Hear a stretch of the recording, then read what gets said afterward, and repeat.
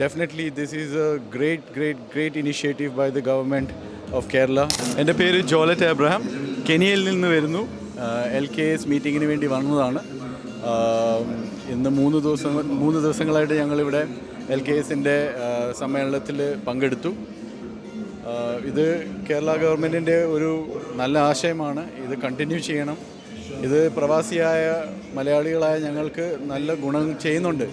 തീർച്ചയായിട്ടും നോർക്ക കെയറും Norka roots they help us a lot because recently ഞങ്ങൾക്ക് ഭയങ്കര ട്രാജഡീസ് നടന്നായിരുന്നു. മലയാളികൾ കെനിയയിൽ വന്ന് ഖത്തറിൽ നിന്ന് വന്ന മലയാളികൾ അവിടെ മരിക്കുകയും ചെയ്തു. അപ്പോൾ നോർക്ക റൂട്ട്സ് ഒരുപാട് ഹെൽപ്പ് ചെയ്തു. അവരുടെ ബോഡീസിനെ റീപാട്രിയേറ്റ് ചെയ്യാനായിട്ടൊക്കെ ഒരുപാട് സഹായിച്ചു. So definitely this is a great initiative by the government of Kerala. And ഇത് എൻ്റെ ആദ്യത്തെ ഫസ്റ്റ് ടൈമാണ്. But obviously I would like to be part of this more often, and I hope the coming generations can benefit out of it, especially younger generations. അതായത് പ്രവാസികളായിട്ട് ജോലി ചെയ്യുന്ന younger ജനറേഷൻസിൻ്റെ ഒരു വലിയ voice തന്നെയാണിത്. അവർക്കെപ്പോഴും ഉള്ള ഒരു ആശങ്ക, ഞങ്ങളെ നോക്കാൻ ഞങ്ങളുടെ സർക്കാർ കൂടെ നിൽക്കുമോ?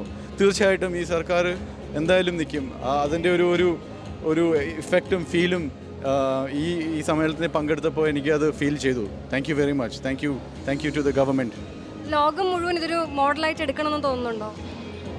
ഇത് ഡെഫിനറ്റ്ലി ലോകം മൊത്തം ഇതൊരു മോഡലായിട്ട് എടുക്കണം. കാരണം എല്ലാ ഗവൺമെൻറ്റിൻ്റെയും ഉത്തരവാദിത്വമാണ് അവരുടെ സിറ്റിസൻസിനെ പ്രൊട്ടക്റ്റ് ചെയ്യുക എന്നുള്ളത്. അപ്പോൾ തീർച്ചയായിട്ടും ഇതൊരു റോൾ മോഡലായിട്ട് എല്ലാ ഗവൺമെൻറ്റും ഇതെടുക്കട്ടെ എന്നുള്ളൊരു തോട്ട് പ്രോസസ്സ് വേണം, തീർച്ചയായിട്ടും വേണം.